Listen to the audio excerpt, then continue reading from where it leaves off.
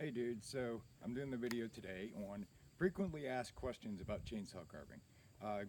Brief introduction, I've been carving for 18 years, done a lot of competitions, that's all full time. Pretty much since the day I started I went full time uh, and starved for a while, but I made it through. Uh, yeah, so I'm not going to go into the various competitions that I won and that sort of thing, but I've won enough to say that I've won a few. All right, so let's just do frequently asked questions. So I've written some down here.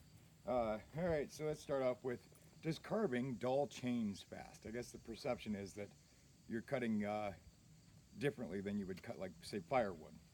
And kind of along with that, just cutting down grain, ripping cut, and I'll demonstrate on this guy, like going into the log that way. Does that dull chains fast? And the short answer is no. Uh, Really, honestly, some of these chains I run for months and months and months. I've had that one for over a year on this saw. Um, I put a fair amount of hours on it too. You don't sharpen nearly as much as when you're cutting firewood because you're not into dirt. If you can get the bark off the log, and that kind of leads to the next one, you can get the bark off the log, you're getting the dirt off the log, in which case, then you don't have to worry about it dulling so fast. All right, so next one would be, why is your chain so loose? People like, what is that? It's gonna derail. Actually, for carving, you wanna run it loose. I'd say that's about as maximum as you wanna run it, as far as looseness goes. You can run it a little bit tighter than that. When you first set it, you should just be able to take the chain out of the groove and slip like a dime or your fingernail underneath of one of the drivers. Now, why? So it keeps the heat off the bar, and as long as you're not in brush that's causing the chain to kind of twist sideways, like if you're cutting real small stuff or in a cut where it's pinching pretty good, you shouldn't have to worry about it derailing. I guess the biggest derail, the biggest issue that I have is, like, if I sling the saw real fast, sometimes that'll derail it, and it's like, but not a big deal. All right, next up, why does everyone, meaning carvers, run steel saws? Actually, we don't just run steel saws. I don't know, look around. Not all orange saws are steels. I do like the steels because parts are available, there's lots of dealerships. It's a good product, it's not a ton of money. But I run other stuff too. I've got Husqvarna, Makita. One of my all-time favorite saws was a Shindawa. Unfortunately, they don't produce them anymore. What else have I started with a Pullman. It vibrate your hands off, but it got the job done. So look around before you say that everyone's running steel. There's a lot of guys that run Husqvarnas and stuff, but yeah, you understand why people are running steels. Parts are available. You can go to a dealer anywhere in the country. So next up, do you prefer green or fresh cut wood or dry? Well, I take what I can get, but I'd rather have the green stuff. It carves a little nicer, carves a little faster, and well, it's going to crack. Well, the dry wood typically already cracked, and the problem with dry wood is, I need to stockpile this stuff, take all the bark off, let it all crack, carve it, fix it. Fixing a crack's not that bad to do. So if you've ever bought a carving and it cracked, there's ways to fix it. At any rate, so I'd rather carve it green and just take my chances. There's a lot of things that you can do to reduce the issues of cracking, and that's like halving the log, quartering the log, just understanding like how it's going to dry and how that pressure is going to build up on that log. We'll cover that, I'm sure. Okay, so why don't I carve hardwood? Actually, I do carve some hardwood. Right back there, the eagle there is cherry, and I'm going to carve some walnut here later on today. But really, I don't like carving hardwood because, well, it carves a lot slower, and it's also a lot heavier. So if I'm going to transport carvings all over the place, trying to set up here and there to sell them, if I can save like a couple, 1,000 pounds on the van, hardwood versus softwood, I'll take the softwood, thanks. But people are like, well, you should carve hardwood, it would be worth so much more money. And I don't find that to be the case. It seems like people are buying the carving, not the wood. And people aren't willing to spend a whole lot more for a special wood type. I wish they would. They mark my prices up and actually carve some hardwood.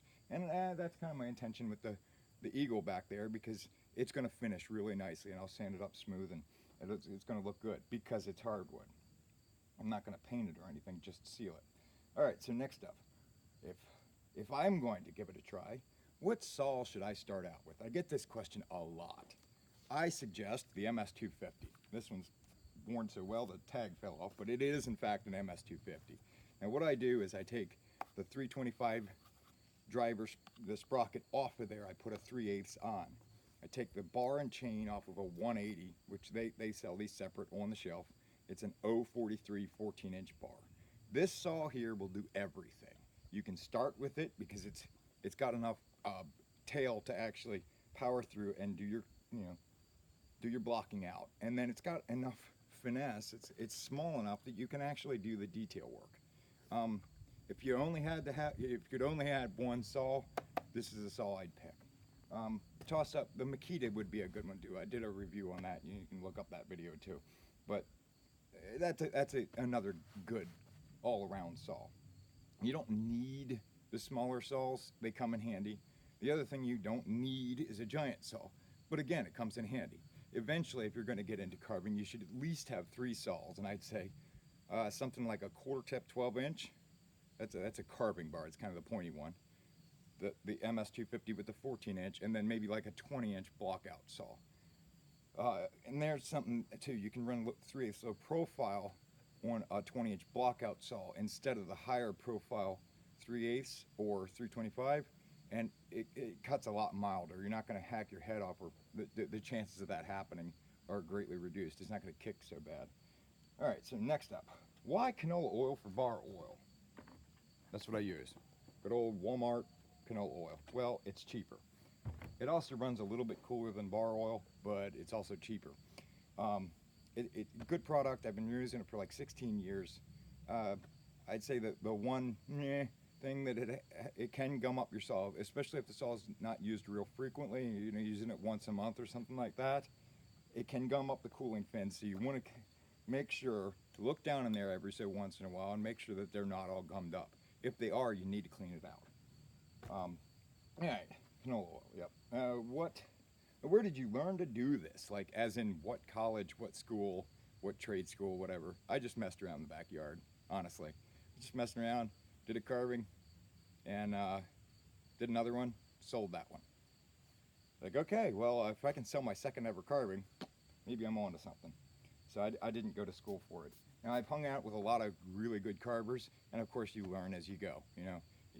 My first step was pretty garbagey, and then hanging around with these guys that are doing this big, extraordinary stuff, and it's like, wow, it's there. It's possible to do this. Once you learn something that's possible, then maybe you can do it too.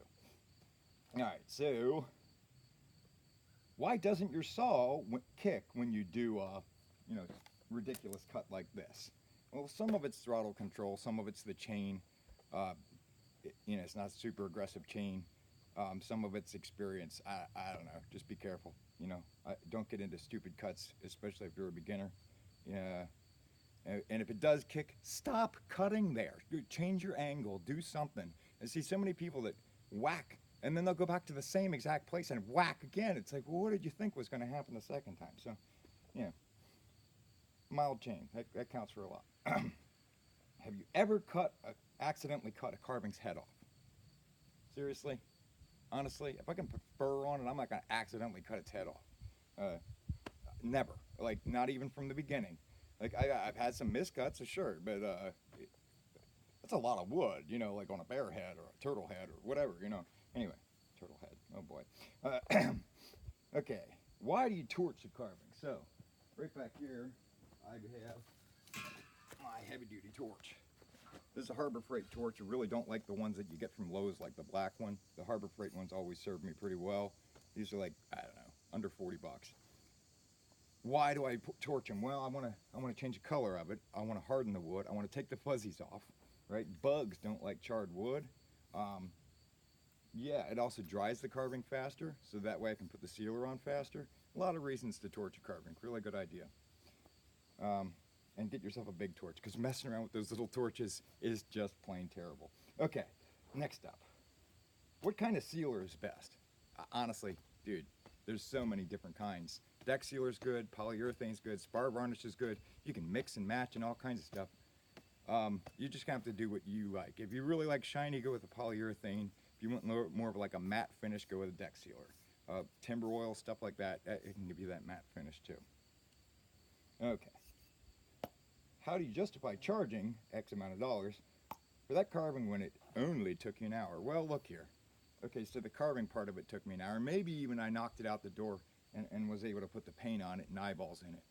But there's a lot of extra stuff that goes into this. Like going to get the wood, I mean, that could take a day. You got to pay money for it, you know? And then all the sealers and chainsaws and all this stuff adds up for price goes. You know, I mean, it gets expensive. And then, you know, so you're seeing me knock out a carving in an hour. Well, I still had to drive there, right? And I still had to set up, and I had to sit there all weekend long, perhaps even overnight a couple of times. I mean, who's paying me for those hours? Well, I mean, it all balances out. I figure if I'm making, honestly, if I'm making $16 an hour, I'm doing something seriously right. There's a lot of jobs that I could be doing and making $16 an hour and not risking I mean, really, you're risking everything running a business every day. Okay, next up. Where do you get your designs? I don't know. I think I'm up. I see a picture and go, wow, that looks cool. And then sometimes I'll carve the picture. A lot of times it just comes from up here, especially if it's something like that I've carved before, like bears or whatever. Okay. So what do you do for your real job? I love this one. Like, actually this. I do this all day, every day. This is a real job. I guess they just think I'm playing at it. I don't know. Have you seen, I love this one. This one's kind of a joke. Have you seen the huge, wonderful, awesome carving from someone's stump out on County Route 9? Past the old Walmart. Do you really need to take the drive to see it? Dude, I don't want to see somebody else's carving. I mean, it might be huge and wonderful. Maybe I'll stumble upon it at some point and I'll go, well, that's pretty cool. He did a good job. But I'm not going to drive to see somebody else's carving. First off, I don't want to copy his stuff. I want to do my stuff, right? Whoever carved it, his or her.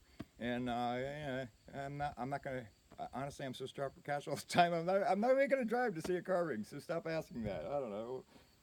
I'm sure it's a nice carving. Okay. This one. These are kind of jokes at the end, but we'll come back. We'll come back down to earth in a minute. Okay. So you really ought to try carving a porcupine holding a pine cone, whatever. It would sell like hotcakes. Well, I hate it when people do this, because don't give me your idea, man. If you think it's such a great idea, order one, and I'll carve it for you, and then you can have one. And if it'll sell like hotcakes, well, we'll see how one does, and then we'll go from there. But like, I want to come up with my own ideas. I'm somewhat of an artist. Please don't tell me what your great idea is. If stuff already sells like hotcakes, I don't need any more that sell like hotcakes. Okay, then I got this one. This one's not really a frequent asked question, but it's still funny. This guy walks up, right, and him and his wife wants to buy something, and this is early on, this is many, many years ago, and she says, I want this, and he says, well, don't buy that. I can make one. I've got a Dremel. So I guess 16 years later, he's probably still working on it. But anyway, okay, this one's good too. This is an honest to God, like real question. How do you hold down small stuff? So I do a lot of small stuff, even smaller than these, right? How do you hold these suckers down? Even carvers ask this like a lot. Well, I just take 2 deck screws and I sit it up there and I take 2 deck screws. Here we go, right here. And I just run them in at an angle. Ba-doom, ba-doom. Across from each other. The main thing is you don't want to hit the deck screws. So, you know, they're not nice to chains. So, you know, that'll hold a piece like this down. If I'm doing a square piece, like a 4x4 size, I'll actually punch down into the log and then wallow that out so you can drop the piece down in, and then I'll use little wooden wedges and just drive them down next to it to hold everything in there. And I mean, when it's done, you should be able to take that piece, you know, that log that's sitting up here, and rock the whole base, you know, the bigger log, but not get this. You don't want this. You want to be able to, I mean, like it's actually grown there. Yeah. So I hope you enjoyed frequently asked questions. Have a nice day. Catch you later.